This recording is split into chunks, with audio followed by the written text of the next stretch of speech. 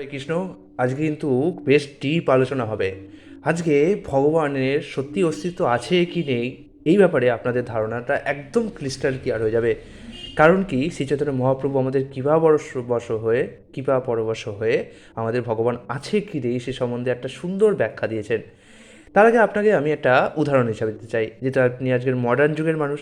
তাই ধরুন আপনি একটা কম্পিউটারের গেমিংয়ের দুনিয়া তৈরি করেছেন। আজকালকাল দেখছেন কেমন সুন্দর ভিএফএক্স তৈরি হয়ে গেছে। এবং সেই কম্পিউটারের দুনিয়ায় আপনি আপনার যে সমস্ত জগৎ তার মতোই সমস্ত গাছপালা নদী নালা সৃষ্টি করেছেন, তাই তো? এবার আপনি সেই কম্পিউটার দুনিয়ায় আর্টিফিশিয়াল ইন্টেলিজেন্স দিয়েছেন, যাতে সেই কম্পিউটার দুনিয়ায় আপনাকে প্রতিনিয়ত ক্যারেক্টার তৈরি করতে না হয়। তাদের নিজস্ব আর্টিফিশিয়াল ইন্টেলিজেন্স দিয়ে ভরিয়ে দিয়েছেন যে তারাই নিজেরা আর আলাদা আলাদা ক্যারেক্টার, আলাদা আলাদা পরিস্থিতি সব কিছু তৈরি করতে পারেন। এবার আপনি বলুন তো, সেই কম্পিউটার দুনিয়াটা কি আর আপনি কি? হ্যাঁ, আপনি হচ্ছেন এখন এই মুহূর্তে ভগবান, আর এই কম্পিউটার দুনিয়াটা হচ্ছে জড়জগৎ। এবার এবার বলুন, সেই কম্পিউটার দুনিয়ার যদি কোনো ব্যক্তি বলে যে এর কোনো ভগবান টগবান কিছু নেই, দেখো না সব কিছু তো নিজের নিজেরই হচ্ছে, আমরা নিজে নিজেরাই ভাবছি, নিজে নিজেরাই করছি, এটা কি ঠিক? না, এটা ঠিক না। কারণ আপনার নিজে নিজে ভাবছেন, সেটা কীভাবে ভাবছেন, কার অধ্যক্ষতায় ভাবছেন? ভগবান আপনাদের কম্পিউটারাইজড বুদ্ধি দিয়েছে, আর্টিফিশিয়াল ইন্টেলিজেন্স দিয়েছে, এবং তিনি যে একটা সুইচ টিপে সেটা সঙ্গে সঙ্গে বন্ধও করে দিতে পারেন। তো তার অধ্যক্ষতায় থেকেই আপনি যেটা ভাবছেন, হ্যাঁ, ভগবান আপনাদেরকে সেই ভাবার ক্ষমতার স্বাধীনতা দিয়েছে, যেটা নিজেও বলছেন, আমি নিজে তোমাদের স্বাধীনতা দিয়েছি, তুমি যা খুশি তাই করতে পারো। কিন্তু তার মানে এটা ভেবো না যে তুমি যা খুশি তাই করবে, সেটা আমার অধ্যক্ষতায় হচ্ছে না। আমি সব দেখছি, কিন্তু তুমি ভালো করো খারাপ করো সব আমি দেখছি, এবং সব আমার অধ্যক্ষতায় চালিত হচ্ছে। তো আপাতদৃষ্টিতে মনে হতে পারে জড়জগতে তো গাছ থেকে ফল হচ্ছে, ফুল তাপে ফুল হচ্ছে, কিন্তু ভাবুন এত সুন্দর একটা ক্রিয়েটিভ ডিজাইন, গাছ থেকে একটা বীজ হচ্ছে, সেই বীজ থেকে আবার একটা বড় গাছ হয়ে যাচ্ছে, আবার একটা বীজ হচ্ছে, সেখান থেকে আরও গাছ হয়ে যাচ্ছে। এটা কি কোনো প্ল্যানিং বা ইঞ্জিনিয়ার ছাড়া সম্ভব হতে পারে? আবার আপনি যদি বলেন আমি ভগবানকে দেখতে চাই, মানে ওই কম্পিউটার গেমিং দুনিয়ার একটা মানুষের মতোই ভাবেন, আমি দেখতে চাই আমার ক্রিয়েটারকে কী করে পারবেন? আপনাকে তো সেই কম্পিউটারের দুনিয়া থেকে বাইরে আসতে হবে, সেটা সম্ভব নয়। ভগবান আমাদের বলেছেন যে আমি চিন্ময়, আর তুমি এখন জড়ো, তোমার ভেতরে যে আত্মা রয়েছে সেটা কেবল চিন্ময়। তুমি তখনই বা আমাকে বুঝতে পারবে যখন তুমি এই জড়ো জিনিসটা ত্যাগ করবে। এই মন বুদ্ধি অহংকার যাই বলো না কেন সবই তো জড়ো। তারপরে তুমি আমার কাছে আসবে। অনেকে স্পেসে বড় বড় পেশি পাঠায় এবং খোঁজে ভগবান কোথায় আছে, কোথায় আছে, কোথায় আছে ইক্কু সমুদ্র কোথায়। আরে বাবা, কি করে পাবে? এগুলো কোনোটাই জড় বস্তু নয়, এগুলো সবই চিন্ময় বস্তু, এবং আমাদের জড় বস্তুর দৃষ্টিসীমার অতীত এগুলো। এগুলোকে যেহেতু আমরা দেখতে পাই না, ভগবান বলছে ঠিক আছে, তোমাকে আমি একটা পন্থা দিচ্ছি। আমাকে তুমি দেখতে পাচ্ছ না, ঠিক আছে, তোমাকে আমি অনুভব করার একটা সুযোগ দিচ্ছি। আমি তোমাকে কিছু রেসিপি দিলাম। ধরুন আপনি এখন ওই মানুষটা, এবার আপনি কী করবেন, আপনার যে কম্পিউটারের দুনিয়া সেই দুনিয়াতে যাবেন। এবার আপনি কী করলেন, নিজের একটা অবতার সৃষ্টি করে আপনার সমস্ত শক্তি সেখানে দিয়ে আপনি ওখানে গেলেন। যদিও সে কম্পিউটার দুনিয়ায় এসছে, কম্পিউটার দুনিয়ার মতোই দেখতে, কিন্তু তবুও সে কিন্তু এই কম্পিউটার দুনিয়ার কোনো নিয়মে বদ্ধ নয়। আপনি চাইলেই সেই কম্পিউটার দুনিয়ায় যা খুশি তাই করতে পারেন, এবং পূর্ণ শক্তি দিয়ে করতে পারেন। তাই যদিও সে কম্পিউটার দুনিয়ায় কম্পিউটার লোকেদের মতো দেখতেই গিয়েছে, কারণ নাহলে আপনি আপনার আসল রূপটি সেখানে কী করে যাবেন, কিন্তু তবুও সে কিন্তু সেই কম্পিউটার দুনিয়াতে কোনোভাবেই বদ্ধ নয়। সে কম্পিউটার দুনিয়ায় যা খুশি তাই করতে পারবে। এবং তখন সে বলছে তোমরা আমাকে দেখতে চাও, ঠিক আছে, তোমাদের মধ্যে যে আত্মাটি আছে সেটি চিন্ময়, সেটি আমার বস্তুকণা, সেটি আমার থেকেই এসছে, সেটি আমার কাছেই ফিরে যাবে যদি তুমি আমাকে একটুখানি ভক্তি করো। এখন তারা জিজ্ঞেস করলো, প্রভু আমাদের কেন আপনি এখানে পাঠিয়েছেন, কী দোষ করেছি আমরা? দোষ? তোমরা তো এখানে আসতে চেয়েছিলে। তোমরা যখন আমি জড় প্রকৃতির প্রতি ঈক্ষণ করলাম এবং সেখানে এত সুখ সৌন্দর্য সৃষ্টি করলাম, তোমরা তা দেখলে এবং ভাবলে যে চিন্ময় জগৎ থেকে ওখানে সুখ বেশি, এবং এই কারণে তোমরা ওখানে আসতে চাইলে, তার জন্যই আমাকে তোমাদের এখানে পাঠাতে হলো।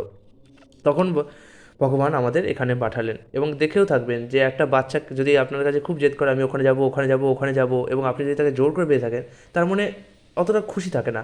যদিও আপনি জানেন যে বাচ্চাটা ওখানে যেতে চাইছে, কিন্তু ওটা তো ভালো জায়গা না, বাচ্চাটার ক্ষতি হবে, কিন্তু তবুও বাচ্চাটার যে মন মরা হয়ে রয়েছে, এটার জন্য আপনি বলেন ঠিক আছে যা, কিছুক্ষণ গিয়ে ঘুরে আয়, নিজেই যখন ওখানে বিরক্ত বোধ করবি তখন আমার কাছেই আবার ফিরে আসবি। তো এইভাবে আপনি বাচ্চাটাকে পাঠিয়ে দেন। তার মানে এই নয় যে আপনি বাচ্চাটাকে বাড়ি থেকে তাড়িয়ে দিলেন বা দূর করে দিলেন, না, আপনার ভালোবাসা এখনও রয়েছে, কিন্তু আপনি ভাবেন যে আহারে এই বাচ্চাটা ওখানে গিয়ে কত কষ্ট পাচ্ছে, আমার কাছে যদি ফিরে আসতে পারে আমি খুব খুশি হব। আমি না একে একটু সাহায্য করি, আমি আমার অবতার পাঠিয়ে দিই, আমি কখনো নিজেও চলে যাই, একে বোঝাই। তবুও অনেক সময় হয় বাচ্চা বুঝতে চাইছে না, না না বাবা আমি এখানে খুব মজা পাচ্ছি, আমি এখন যাবো না, আমি খেলাতে খুব মজা পাচ্ছি, তুমি যাও, পরে যাবো আমি। তারপরে ও খেলাতে বারবার পড়ে, বারবার লাফায়, হাসে, কখনো কাঁদে, কখনো টুকরো ঠাকরা খুনসুটি হয় এর ওর সাথে, কিন্তু তাও খেলা ছেড়ে যায় না। কেউ কেউ আছে যারা একটু বুদ্ধিমান, তারা সহজে বিরক্ত হয়ে যায়, বলে না বাবা এখানে খেলাধুলা আর মজা পাচ্ছে, চলো তোমার কাছেই যাবো, তারা তাড়াতাড়ি চলে আসে। যারা একটু কম বুদ্ধিমান তারা আরও কিছুক্ষণ থাকে, যারা আরও কম বুদ্ধিমান তারা একদমই থেকে যায়। তো এটাই হচ্ছে ব্যাপার। এখানে চৈতন্য মহাপ্রভু বলছে, বেদে যে তাকে নির্বিশেষ বলে বর্ণনা করা হয়েছে তার অর্থ এই যে তিনি প্রাকৃত, অপ্রাকৃত নয়, তিনি চিন্ময়, জড় নন, তার রূপ জড় নয়। প্রতিটি জীবই হচ্ছে এক একটি স্বাধীন সত্তা, তারা হচ্ছে পূর্ণ সত্তা পরমেশ্বর ভগবানের বিভিন্ন অংশ। বিভিন্ন অংশগুলি যদি এক একটি স্বাধীন স্বতন্ত্র সত্তা হয়, তাহলে তাদের পরম উৎস কখনোই নির্বিশেষ হতে পারে না। অর্থাৎ যদি প্রতিটা জীবের এক একটা স্বাধীন সত্তা মানে কিছু থাকে, সত্তা থাকা মানে কি কিছু আছে, তো যদি কোনো জীব একটা কিছু আছে এরকম হয়, তাহলে সেই জীবগুলো কিছু নেই এমন কিছু থেকে আসতে পারে না। ভগবানকে যদি আমরা নিরাকার নির্বিকার বলে ফেলি, তার মানে তিনি কিছু নেই, আর কিছু নেই থেকে কিছু আছে এটা কোনোদিনই আসতে পারে? সমস্ত আপেক্ষিক ব্যক্তিদের মধ্যে তিনি হচ্ছেন পরম ব্যক্তিত্ব। পরম ব্যক্তিত্ব মানে হচ্ছে আমার বাবার কারণ আছে, আমার বাবার কারণ আমার দাদু, আবার আমি হচ্ছে আমার বাবার থেকে এসেছি, তাই আমার কারণ হচ্ছে আমার বাবা, তার মানে আমার দাদুরও একটা কারণ আছে, তার বাবা। তো এইভাবে যেতে যেতে যেতে যেতে আমরা একটা আলটিমেট পরম কারণে যেতে পারি, মানে তার আর ওপরে কেউ নেই, মানে ভগবানের আর কোনো বাবা নেই, এরকে বলা হচ্ছে পরম কারণ। বেদে নির্দেশ দেওয়া হয়েছে যে তার থেকে, অর্থাৎ ব্রহ্ম থেকে সব কিছু প্রকাশিত হয়েছে। ব্রহ্ম কি? ভগবানের যে রশ্মি ছটা সেটাকে বলে ব্রহ্ম। এখানে একটা পিকচারের সাহায্যে আপনি হয়তো একটুখানি বুঝতে পারবেন, ভগবান তার চারপাশ দিয়ে রশ্মি ছটা বেরোচ্ছে, এটাকে বলা হয়েছে ব্রহ্ম। এই ব্রহ্ম থেকেই সব কিছু প্রকাশিত হয়েছে এবং তাকে আশ্রয় করেই সব কিছুর অস্তিত্ব রয়েছে। এবং প্রলয়ের পর কোন সব কিছু কোথায় যাবে? এই ব্রহ্মতেই যাবে। জীব জীব শুধু ভগবানের কাছে যাবে, কিন্তু সমস্ত জড় জগৎ যা তৈরি হয়েছে তাই ব্রহ্মে লীন হয়ে যাবে এবং তাকে আশ্রয় করে, এটা বলেছি না? তাই তিনি হচ্ছেন পরম অপাদান করণ আর অধিকরণ এবং সর্বকারণের পরম কারণ। এই কারণগুলি কোনো নির্বিশেষ বস্তুতে আরোপ করা যায় না। কোনো কিছুতে, আমি একটু আগে বললাম কোনো কিছু নেই থেকে কিছু আছে এটা তৈরি হতে পারে না, তেমনই ভগবান যিনি সব কিছুর কারণ, তিনি কী করে কোনো কিছু নেই হতে পারে? আপনি বলতে পারেন যে শূন্য থেকে হঠাৎ করে একটা বড় বাড়ি তৈরি হয়ে গেল, হতে পারে না। শূন্য থেকে কোনো কিছুর কারণ উৎপত্তি হতে পারে? বাড়ি তৈরি হওয়ার কারণ কি শূন্য হতে পারে? না, একটা নির্দিষ্ট সিমেন্ট বালি কিছু না কিছু থাকবে। তেমনি ভগবান ভগবান কোনো কিছু নেই এমন কী করে হতে পারেন? তার থেকে এত কিছু তৈরি হতে পারে না। বেদে বলা হয়েছে এক বহু শ্যাম, তিনি বহু রূপে প্রকাশিত হয়েছেন। এখানে অনেকে ভুলে যায় ভগবান বহু রূপে প্রকাশিত হয় তার মানে তার শক্তি কমে যায়। একটা প্রদীপ থেকে আপনি কত প্রদীপ জ্বালাতে পারবেন? ভালো করে দেখবেন, লক্ষ লক্ষ কোটি কোটি প্রদীপ জ্বালাতে পারবেন। তো আপনি যদি লক্ষ লক্ষ কোটি কোটি প্রদীপের কথা বাদ দেন, 3-4টে প্রদীপই যদি জ্বালান, 3-4টে প্রদীপ জ্বালানোর পর কি যে প্রদীপ থেকে জ্বালিয়েছিলেন তার আগুনের তেজ সেটা কি একটু কমে যায়? না। তেমনই ভগবান বহু রূপে প্রকাশিত হতে পারে। আবার এই যে একটা প্রদীপ থেকে অনেকগুলো প্রদীপ জ্বালালেন, প্রতিটা প্রদীপের আগুন কি সমান? হ্যাঁ, প্রতিটা প্রদীপের আগুনই সমান, তাদের মধ্যে কোনো পার্থক্য নেই। তেমনই ভগবান নিজেকে অনন্ত রূপে বিকাশ করতে পারেন এবং প্রত্যেকেই ভগবান, তার মধ্যে কোনো পার্থক্য থাকে না। যখন তিনি বাসনা করেন তখন তিনি জড় প্রকৃতির প্রতি ঈক্ষণ মানে দেখেন, তাকান। জড় প্রকৃতির প্রতি তার দৃষ্টিপাতের পূর্বে জড়জগতের কোনো অস্তিত্ব ছিল না, তাই তার দৃষ্টিপাত কিন্তু জড় নয়। যেহেতু তিনি জড়জগতের সৃষ্টিকর্তা, তার দৃষ্টিপাত কিন্তু জড় নয়, কারণ জড় প্রকৃতির পূর্বে তার তো কোনো অস্তিত্ব ছিলই না। তিনি তাকালেন তবেই তো তার জড়জগৎ তৈরি হলো, তাই তার দৃষ্টিপাত কী করে জড় হতে পারে? আমি কিছু করলাম তারপরে তো জিনিসটা তৈরি হলো, তাহলে আমি করার আগে কী করে জিনিসটা থাকতে পারে? তেমনই ভগবানের দৃষ্টি কিন্তু জড় নয়। ভগবান যখন প্রকৃতির প্রতি দৃষ্টিপাত করেছিলেন তখন জড় বুদ্ধির কিন্তু প্রকাশ হয়নি। তাই বৈদিক প্রমাণের দ্বারা প্রতিপন্ন হয়েছে যে ভগবানের অপ্রাকৃত চক্ষু রয়েছে এবং তার অপ্রাকৃত মন রয়েছে। হ্যাঁ, ভগবানের চক্ষু রয়েছে, কিন্তু সেটা আমাদের মতো জড় চক্ষু নয়, অপ্রাকৃত চক্ষু। এবং যে মন রয়েছে সেটাও আমাদের মতো মন নয়, সেটা অপ্রাকৃত মন। সেটা আমরা এখন আমাদের এই জড় বুদ্ধি দিয়ে পারবো না দেখতে।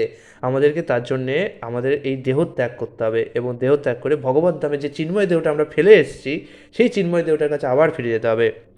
সেগুলি জড় নয়, তাই তাকে নির্বিশেষ মানে তিনি কোনো বিশেষ ব্যক্তি নন। মানে বিশেষ কথাটি মানে হচ্ছে জড় জাগতিক ব্যক্তি, তাই তিনি নির্বিশেষ মানে জড় জগতের ঊর্ধ্বে। নির্বিশেষ বলে বর্ণনা করার অর্থ হচ্ছে জড় বিশেষত্ব মুক্ত, তাতে তার অপ্রাকৃত সবিশেষ সত্ত্ব অস্বীকার করা হচ্ছে না। তার যে সবিশেষ একটা গুণ রয়েছে সেটিকে কিন্তু অস্বীকার করা হচ্ছে না। নির্বিশেষ কথার মানে হচ্ছে তিনি জড়জগতের বিশেষত্বহীন। অবশ্যই তিনি জড়জগতের বিশেষত্বহীন তো হবেই, তার মধ্যে জড়চক্ষু নেই। ব্রহ্ম বলতে পরমেশ্বর ভগবানকে বোঝানো হয়েছে। নির্বিশেষ ব্রহ্মজ্ঞান কেবল বিকৃত জড় ধারণা। পরমাত্মা হচ্ছেন সর্বভূতে ভগবানের প্রকাশ, সবার মধ্যে পরমাত্মার প্রকাশ রয়েছে। সমস্ত শাস্ত্রের প্রমাণের পরিপ্রেক্ষিতে পরম ব্রহ্মকে উপলব্ধি করাই হচ্ছে পরমেশ্বর ভগবানকে উপলব্ধি করা। হ্যাঁ, পরম ব্রহ্মকে উপলব্ধি করাই হচ্ছে পরমেশ্বর ভগবানকে উপলব্ধি করা, এটা ঠিকই। কিন্তু ভগবানকে উপলব্ধি করলেই আমাদের কাজ মিটে যায় না।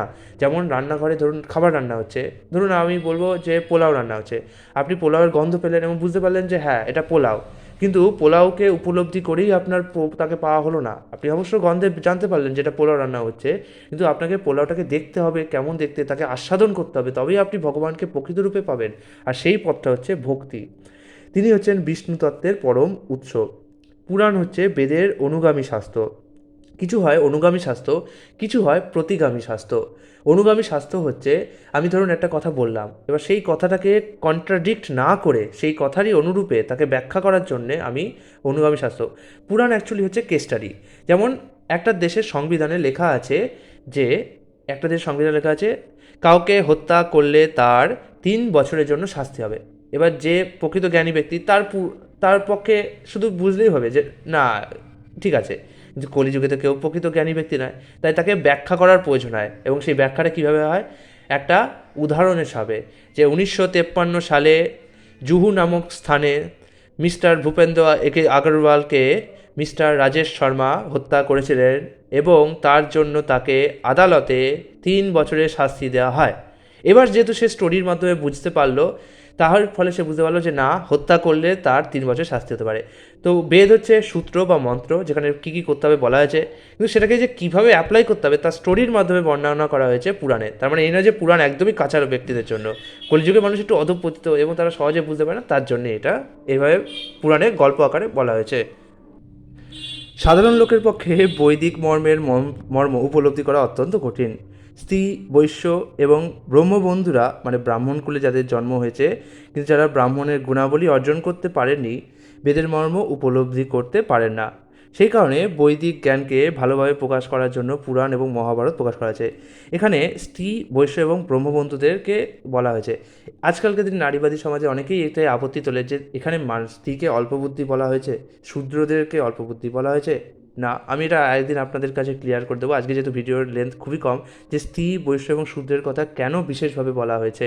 এটার একটা সম্পূর্ণ যুক্তিকালী লজিক্যাল ব্যাখ্যা আছে, যেটা কি আজকে সময় অভাবে বলা সম্ভব হচ্ছে না, আমি অবশ্যই বলবো এটাকে। যাই হোক, সেই কারণে বৈদিক জ্ঞানকে ভালোভাবে প্রকাশ করার জন্য পুরাণ এবং মহাভারত প্রকাশ করা হয়েছে। বালক কৃষ্ণের কাছে প্রার্থনা করে ব্রহ্মা বলছেন যে ব্রজবাসীদের ভাগ্যের সীমা নেই, যেহেতু পরমানন্দ স্বরূপ পূর্ণ ব্রহ্ম বর্তমানে তাদের পরম আত্মীয় রূপে প্রকট হয়েছেন।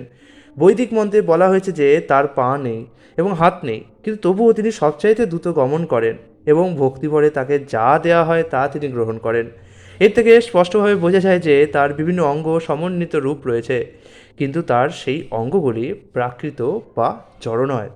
আগামী দিন আমরা আরও গুরুত্বপূর্ণ ডিপ নলেজে ঢুকবো। কেমন লাগছে ভিডিওটা নিচে অবশ্যই মন্তব্য করে জানাবেন। আগামীকাল আমরা পরম সত্য যে নিরাকার নন, তার যে কী রূপ আছে সেটির ব্যাপারে চৈতন্যদেব আমাদের কী বলেছিলেন সেটি জানতে পারবো। হরে কৃষ্ণ।